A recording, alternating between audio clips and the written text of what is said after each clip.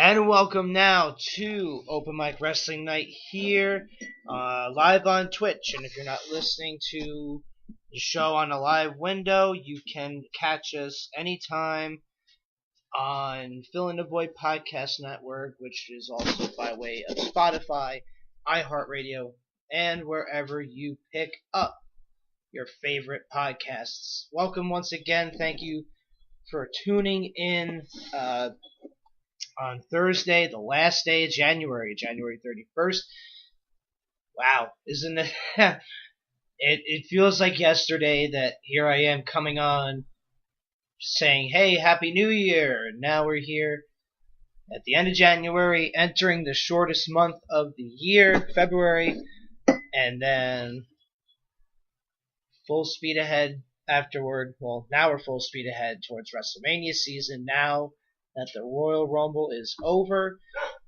Both Rumble Winners Championship matches have been announced officially and confirmed. So, first I'm just going to say cheers to a good, hopefully everybody's had a good week this week. Hope everybody went out and supported their local independent wrestling this past weekend. Definitely a lot going on in the world of pro wrestling in terms of things that are going on, meaning stuff from Royal Rumble, stuff from the rumor mill, stuff from all different directions in the world of wrestling. And before I get into the Royal Rumble, I kind of want to talk about the Dean Ambrose situation that's going on right now. That's how I kind of want to open up the show. For the last, I believe he's been in the company 7 years now. For the last 7 years, Dean Ambrose has been one of the main faces of the WWE, whether it be him as the Shield. He's also a former WWE champion. He's also a former multiple-time Intercontinental champion, tag team champion, United States champion. I mean, he's pretty much, actually, I think he is a Grand Slam champion as well. So he's done everything that he could possibly do in the WWE, with the exception of winning the Royal Rumble. And now, as of right now, Dean Ambrose is asking for his release, or he's not asking for his release, excuse me. He's finishing out his contract with the WWE, which ends in April. And after he is done in April, then he will be going on to different ventures, whether that be inside of wrestling, outside of wrestling, both.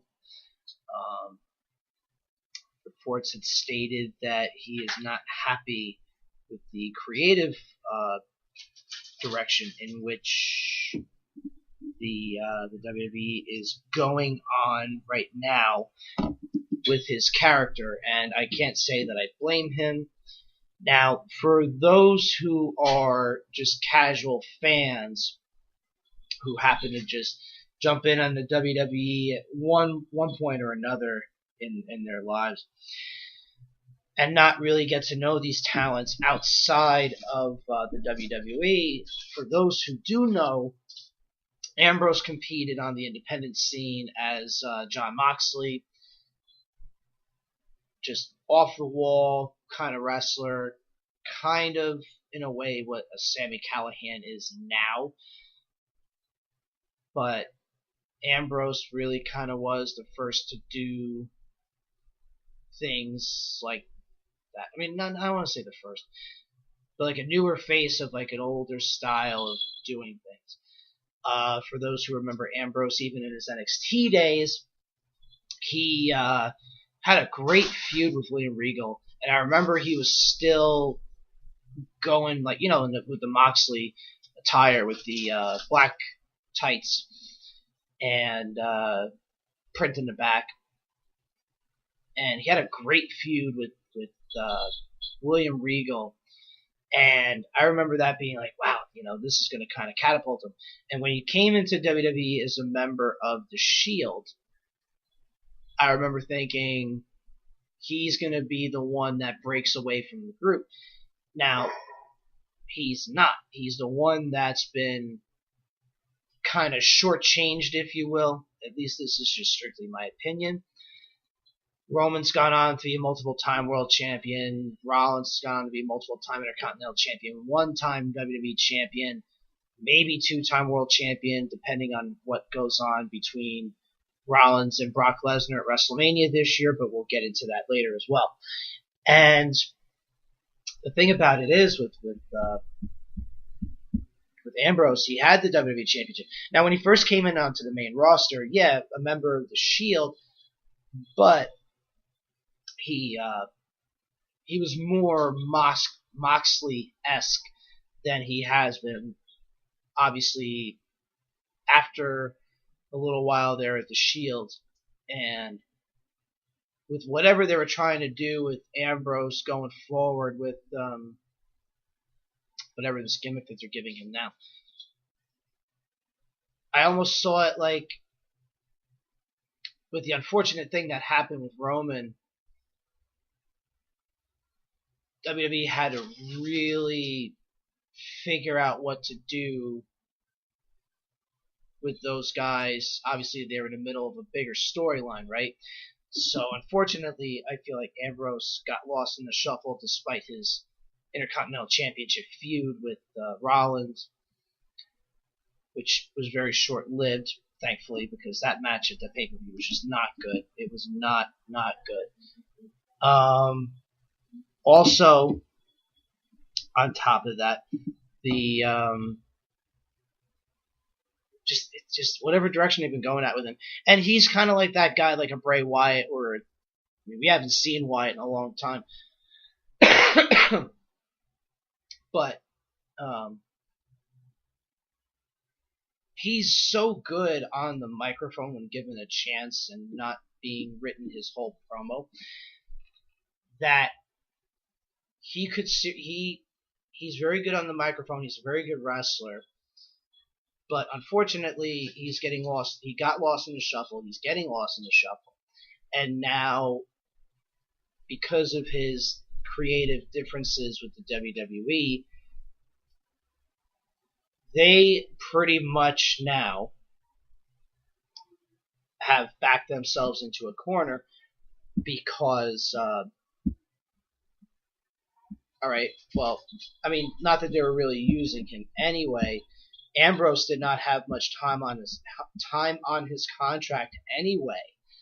So, in all reality, this actually works out for everybody involved. You know, now you have an additional roster space open, and, you know, and now Dean gets to do whatever he decides that he wants to do outside of the WWE, whether it be go to a company like a Ring of Honor, maybe Impact Wrestling, who knows, maybe AEW. See what I did there? Because now everybody's going on the AEW bandwagon, and they're choosing AEW as the first destination, a place people are going to want to go. The reason why I'm also stating other companies, with the emphasis on starting it with everything else before AEW, is strictly because WWE offered him a significant contract raise. A significant contract, 5 years, 7 figures worth. And he still passed, and he said, you know what, after this, I'm done. It just goes to, and I know I had this conversation on the show in the past before, where I basically stated, hey, you know, this is going to start becoming now where a lot of these talents are starting to see, hey, you know, I can make money not in the WWE anymore, being a pro wrestler, which, you know, it's very true. And because of this, maybe I should see, it's like the Cody thing, it's like the Juice Robinson thing, it's like so many others who had ventured out, and, you know, they're pretty much going out and exploring their worth. So I don't know if Dean's going to wind up doing that. As also some of you who do know him, before the WWE, he was a deathmatch wrestler, not full time, but he was a participant in many death matches in his day. I think of one with Brain Damage, I believe a Tournament of Death. That one was brutal. But he's wrestled that violent style of match before. He might look at other companies out there and be like, you know what?